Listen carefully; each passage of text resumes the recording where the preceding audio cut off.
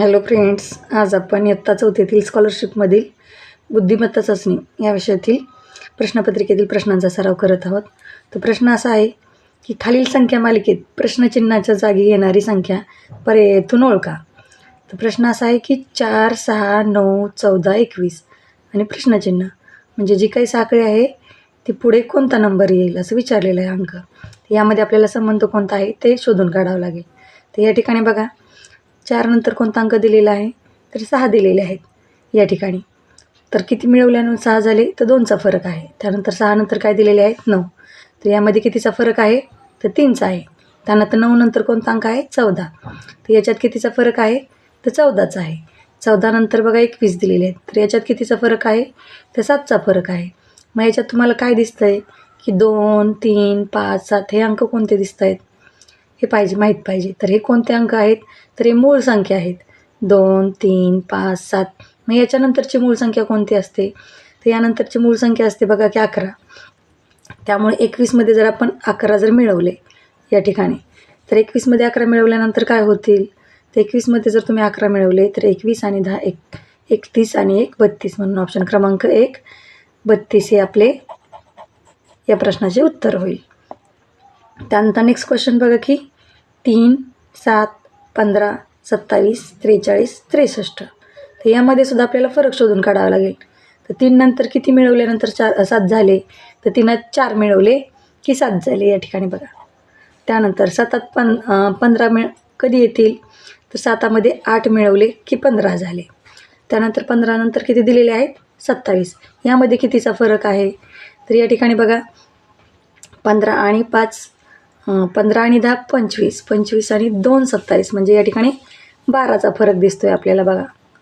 त्यानंतर 27मध्ये 43 येण्यासाठी किती मिळवावे लागतील तर या ठिकाणी बघा 27 आणि 10 37, 37 आणि या ठिकाणी 3 किती होतील तर 30 म्हणजे 13 झाले. 13 आणि वरचे ते 3 43 म्हणजे 16. या ठिकाणी कितीचा फरक आहे बघा की 16चा फरक आहे. त्यानंतर 43 नंतर 63 दिलेले आहेत. तर 43 आणि 63मधला जर फरक काढला बघा 43 आणि 10 53, 53 आणि 10 63 म्हणजे या ठिकाणी 20चा फरक आहे. मग तुम्ही ही साखळी जर व्यवस्थित फरकाची चेक केली तर किती दिसते तुम्हाला बघा. या ठिकाणी बघा 4, 8, 12, 16 आणि 20. तर काय तयार झालेली दिसते मालिका 4 एके 4, 4 दुने 8, 4 त्रिक 12, 4 चौक 16, 4 पंचे 20 आणि 4 7 24.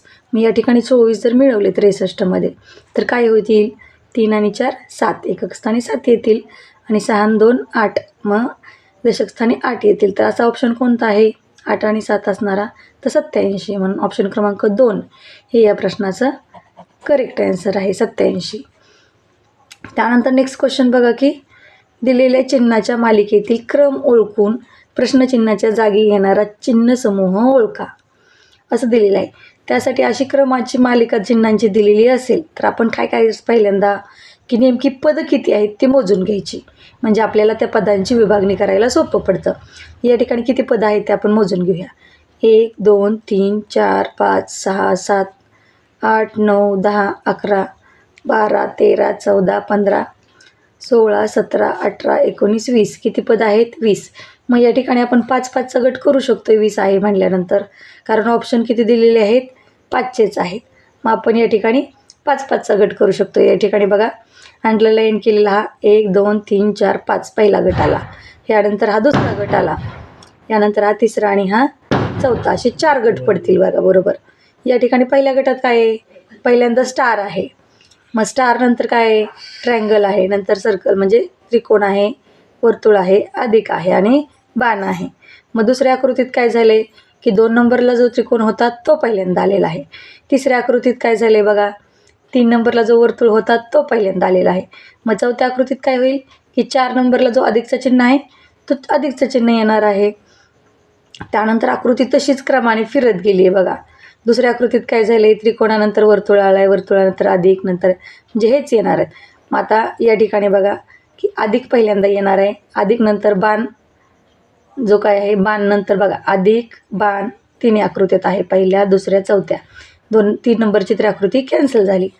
त्यानंतर अधिक बाण नंतर स्टार बघा मग अधिक बाण स्टार कुठं आहे 2 आणि 4मध्ये 2 पहिल्या नंबरची सुद्धा कॅन्सल झाली. अधिक बाण स्टार आणि त्रिकोण आणि त्रिकोणाच्या नंतर वर्तुळ म्हणून ऑप्शन क्रमांक 2 हे याचं आपलं करेक्ट आन्सर आहे. त्यानंतर नेक्स्ट क्वेश्चन काय आहे बघा की न्य सा द्या मा न ही अक्षरे जुळवून तयार होणाऱ्या शब्दातील कितव्या क्रमांकाची अक्षरे घेतल्यास सन्मान या अर्थाचा शब्द मिळेल. त्यासाठी आपल्याला ही अक्षरे जुळवून आधी अर्थपूर्ण शब्द तयार करायचा आहे की ही अक्षरे जुळवून तयार होणाऱ्या शब्दातील. मग आता या ठिकाणी कोणता शब्द तयार होतोय तर या ठिकाणी सामान्य ज्ञान असा शब्द तयार होतोय बघा. सामान्य ज्ञान हा शब्द तयार होतोय.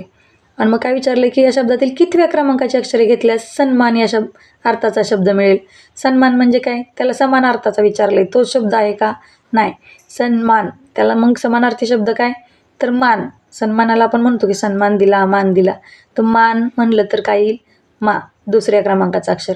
आणि न या ठिकाणी 3, 4, 5 पाचव्या क्रमांकाचं दुसरा आणि पाचवा असणारा पर्याय. या ठिकाणी दुसरा आणि पाचवा असणारा पर्याय बघा पर्याय क्रमांक 2 हे आपलं या प्रश्नाचं करेक्ट आन्सर आहे. त्यानंतर नेक्स्ट बघा की खालील प्रश्न आकृतीचे आरशातील प्रतिबिंब शोधा. आता आरशातील प्रतिबिंब शोधताना आपण काय करतो की कोणतीही आकृती असेल तिची जी डावी बाजू आहे ती उजवी बाजू होते आणि जी उजवी बाजू असते ती डावी होते. मी या ठिकाणी वर्तुळ दिलेला आहे. आता या ठिकाणी काय होईल बघा की हा जो काही गोल आहे रंगवलेला तो कोणत्या बाजूला इकडं आकृतीच्या अर्धा भाग जर केला तर ही उजवी असते आणि ही डावी असते. मग ही उजव्या बाजूला आहे ती काय होणार आहे डाव्या बाजूला जाणार आहे. मग हा असा गोल रंगवलेला आणि ह्याची लाईन ही कोणत्या आकृतीत डावी आकृतीत आहे तर या ठिकाणी बघा इथं तर नाही, हे तर कॅन्सलच झाली. या ठिकाणी काय उजव्या बाजूला जशी आहे तशी दिली त्यामुळं हा पुन्हा ऑप्शन कॅन्सल झाला. या आकृतीत बघा डाव्या बाजूला दिली आणि 4थ्या नंबरच्या आकृतीत दिली का तिथंसुद्धा उजव्याच बाजूला दिली म्हणून तीसुद्धा कॅन्सल झाली आणि ऑप्शन क्रमांक आपलं 3 हे करेक्ट आन्सर आहे. बाकीचे पण पर्याय बरोबर बसतात पण आपण जो पकडला आहे तो तर अगदीच करेक्ट आहे म्हणून ऑप्शन क्रमांक 3 हे या प्रश्नाचं आन्सर आहे. त्यानंतर बघा स्कूल हा शब्द दिलेला आहे आणि त्याची आरशातील प्रतिमा विचारलेली आहे. या ठिकाणी बघा की जे अक्षर हे उजवे अक्षर आहे ते तिकडच्या ठिकाणी दुसऱ्या आकृतीत काय जाणार आहे डाव्या बाजूला जाणार आहे.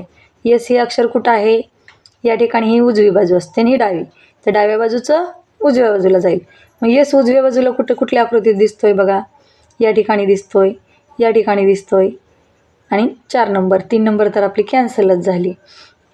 आता यस बरोबर येल बघा येल कुठल्या बाजूला आहे उजव्या. मग डाव्या बाजूला कोणत्या आकृतीत दिसतोय या दिसतोय, या दिसतोय, या दिसतोय 3मध्ये. पण या ठिकाणी येलचा दांडा सरळच राहणार आहे, खालच्या बाजूला स्लिपिंग लाईन आडवी लाईन येणार आहे. परंतु या पहिल्या आकृतीत बघा की वरच आधी आडवी लाईन दिली कॅन्सल झाली.